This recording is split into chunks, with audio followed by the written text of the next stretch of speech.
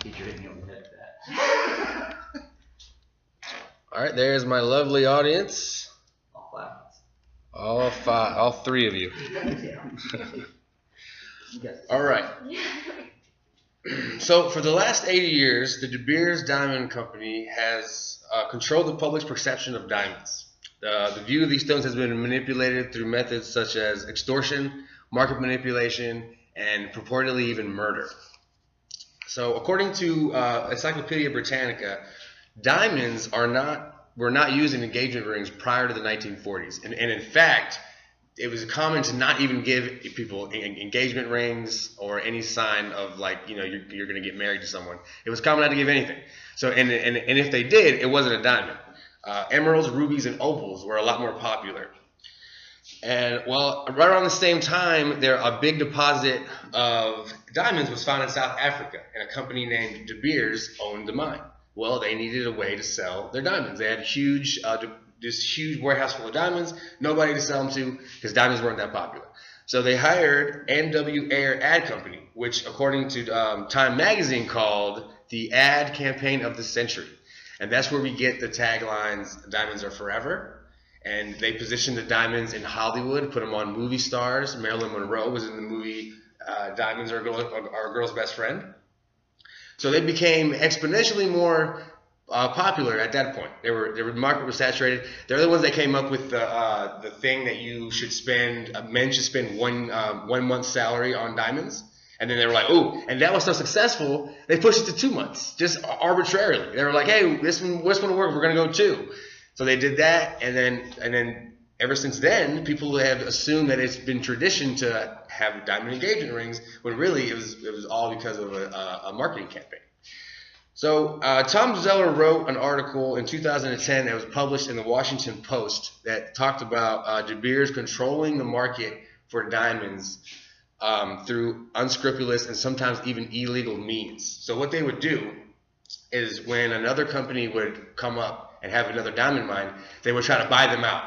Through whatever means necessary, they would try to get that diamond so there wouldn't be any competition. They had a de facto monopoly across the world on diamonds.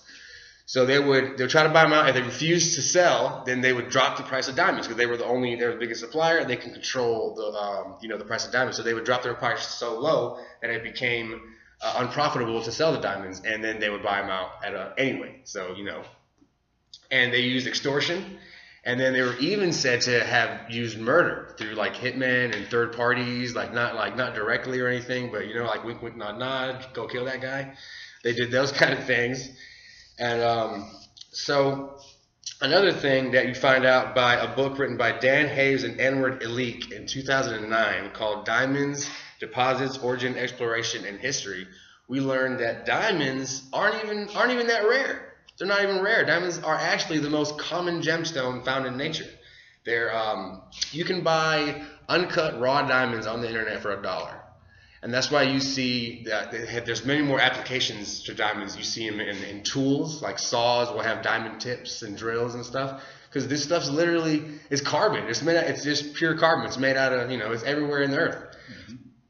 So, and they also say that there are 15 stones more brilliant than diamonds. So not only are they not the most rare stone, they're not the most brilliant.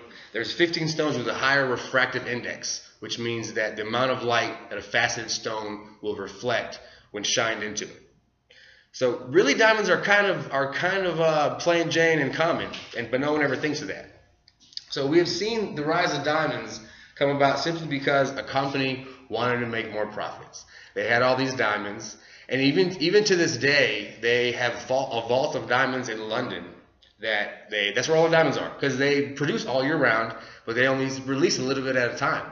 Put a little bit on the market, put a little bit on the market to keep the price high.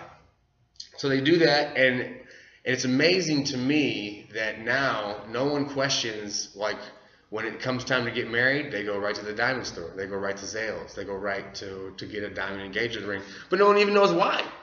And everyone assumes it's a tradition, but it's not a tradition. It is because of the most successful commercial that we've ever seen. So the next time you see a diamond ring on a pretty girl's finger, remember all the strategy that it took to get there. Thank you very much. Thank you. And there's the audience clapping. They were golf clapping.